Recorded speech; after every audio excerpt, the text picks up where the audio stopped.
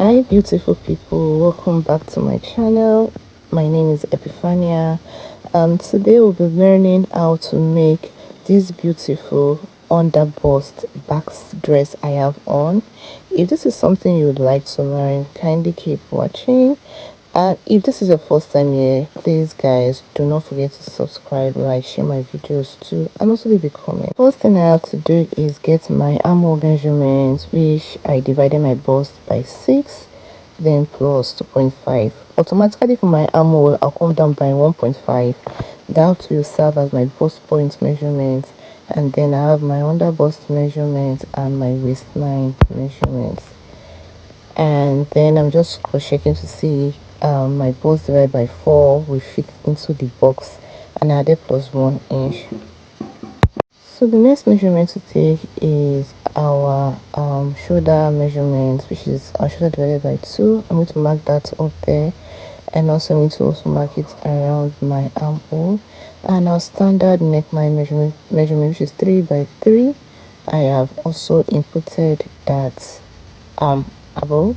And for the shoulder slope, I'm coming down by 1.5. I've done that, and I'm connecting that to my 3 neck 3 inches neck width. I'm going to get the midpoint of my armhole from there, and then I'm going to tighten it by 0.75 inches, and I'm connecting with a straight line to meet that our slope, and then with my French curve. So now that we have that, I'll be moving over to the back. So for the back, I'll be doing 3 by 1, and I'm gonna have to mark my armhole measurement and then my back length, which is 17.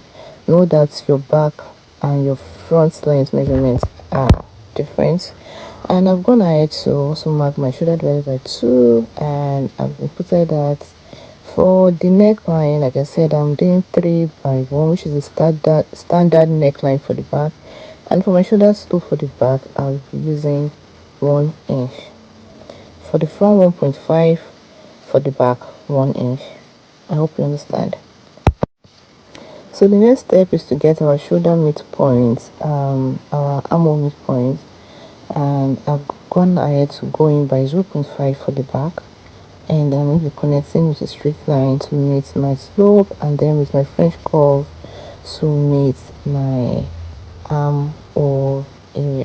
I hope you understand. So straight line, and then with a French curve to meet my straight line, like I said, then my French curve to meet my bust divided by 4. So whatever I get from my midpoint for the back, that will serve automatically as my nipple to nipple measurement. I don't need to take my nipple to nipple measurement on my client. So I'll be doing that again. The midpoint from the back slope, I'm going to automatically use that as my bust point measurement. I'm gonna have to input that, and I've drawn a straight line. Then I'll be opening up my waistline by 0.5 inch, which I'm gonna need to do, and I've connected it to my bust points. And then I'll be getting the midpoint of my shoulder slope, and from there I'll be connecting a straight line to meet my bust point. So I'll try as much as possible to make a Bustier video. So around my under bust, I am gonna ahead to mark 0.75 inch inwards and 1.25 in. Then I'm coming up by 0.25 around my bust point, and I'm introducing my French curve to meet both points. So my French curve is touching the 0.75 I came in by, and then the bust point. I'm sorry it wasn't focused yet, but I'll be making a Bustier video, like I said. So I'll go ahead to mark a straight line to meet my under bust, mark a straight line to meet my under bust, and then my waistline, and I'll introduce my French curve also to create my bust shape. So watch me place my French curve so they are meeting both lines, and then I'll go ahead to connect to my upper typing tool. I use 1 inch for both sides. I will be making a video on this Bustier later.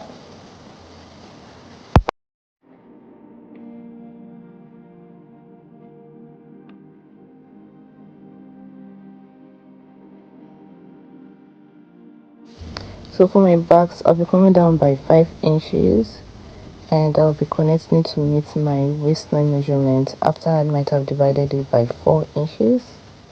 So I'll be checking to see I have my waistline measurement after dividing by 4 inches. That was my dart intake. I'll be connecting my waistline measurement to meet my bust divided by 4 before connecting my waistline to meet my back. Please feel free to check out my other video to understand why I'm coming up by 1 inch around my ankle. I have a video on how to do that on the corset, inbuilt corset I made. So yeah.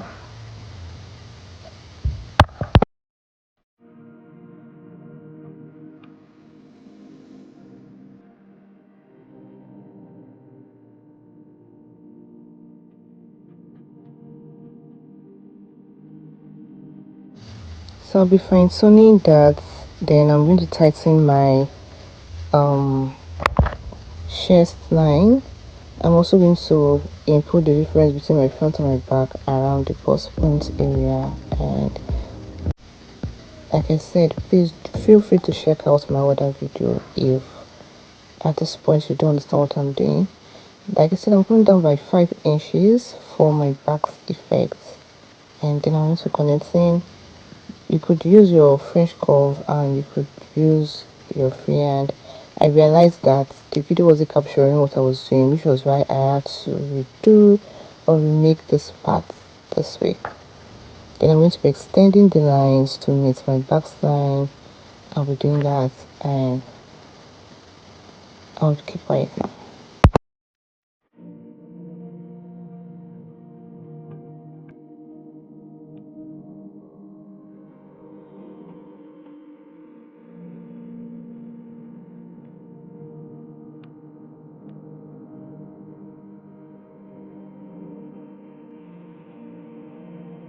Make sure your lines align by mixing each lines on top each other, and then you blend in.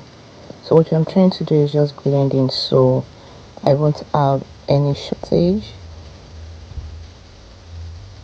Then I'll be reconnecting my lines so they meet up.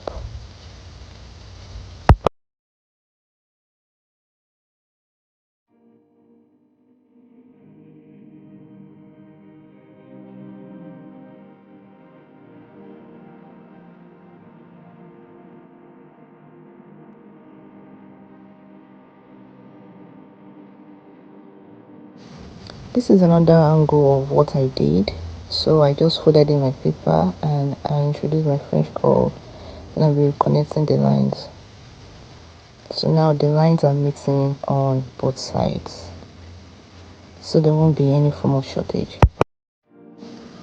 So for the back, I will be altering the back neckline so it have like a deepened effect. Remember, the strap is a tiny strap, so I'm going to deepen my back depending on how deep you want it to be. You can take yours up if you want to, but I wanted mine to be deep. And truth be told, this outfit is in mind for my clients, but I just wanted to show us what how to make the back's dress.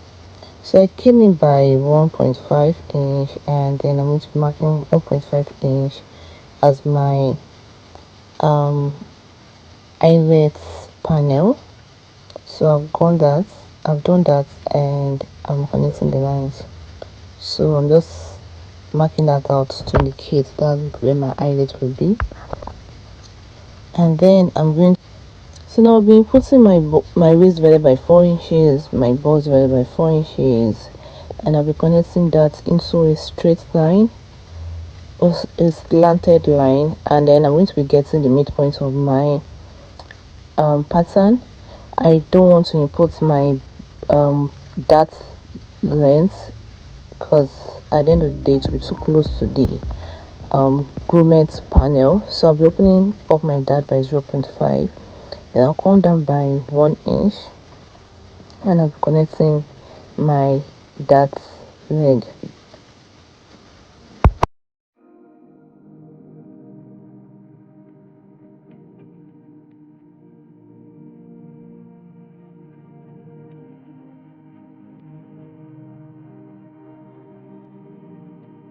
So for my strap, I'm going to be using 1.5 inches for it. I ended up using 1.5, not 1 inch, and then I'll be connecting that to my dart. I used 1.5 because the 1 inch was looking way too tiny, so I ended up connecting. I'm trying to create my neckline, and whatever it is I do to the back, I'll do to the front. So I'm also taking. So I'm gonna have to alter my width, my shoulder width. So now we'll be cutting out our pattern. So I'm just going to cutting out the pattern, and this is going to be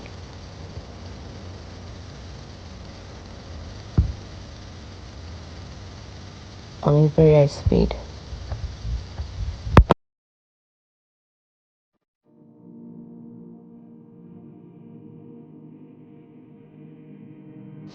After that, transfer your pattern to your fabric. I'm gonna add 2 inches allowance and half inch on the right side, and I'm gonna to notch my pattern, the underbust, the dart leg. I'm gonna cut my wrist pad, and I will be securing my underbust to the underbust to join my bustier, so we don't have one being longer than the other. So I'm going to pin in the underbust to the underbust.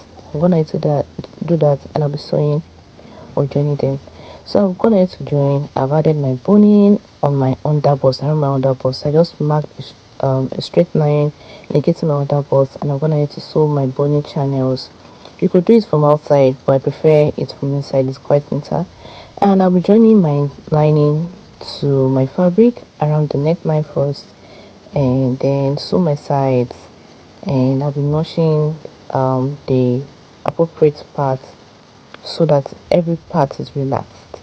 So I'm gonna to take my darts for the back, and then we'll be sewing that. I've added my boning, 3 channel boning to the boning area, and I'll be sewing my side, my neckline, so I can turn them out later. So once you're done with that, we can then pull it out. I've joined my shoulder, but I'm showing us how I did it, and I've gone ahead to do like a temporary stitch, so that I just secure that part till I get never to bring light. So I'm showing us how I turned my shoulder together with the other side. So I'll be opening up my front shoulder, and I'll be aligning it this way. So lining facing lining, and the fabric facing fabric. So I'm gonna to join my sides. So the fabric length I use for my gathers, I use about 4 inches for the length, and I'm joining to the backs. Now for the lining, I use 3 yards of upper lining, just to give it the this sudden fullness. So if you bought a very soft crepe, you might need your lining for it, but if not, if it's a thicker crepe, you don't need your lining for it. So I'm going to sandwich my inseam between the lining and like the fabric, so I have a neutral front and a neutral back. So yeah, so whatever brings the light, you can press out your seam line, and that's that. So I'm just showing us what the seam lines look like. This is what the fronts look like.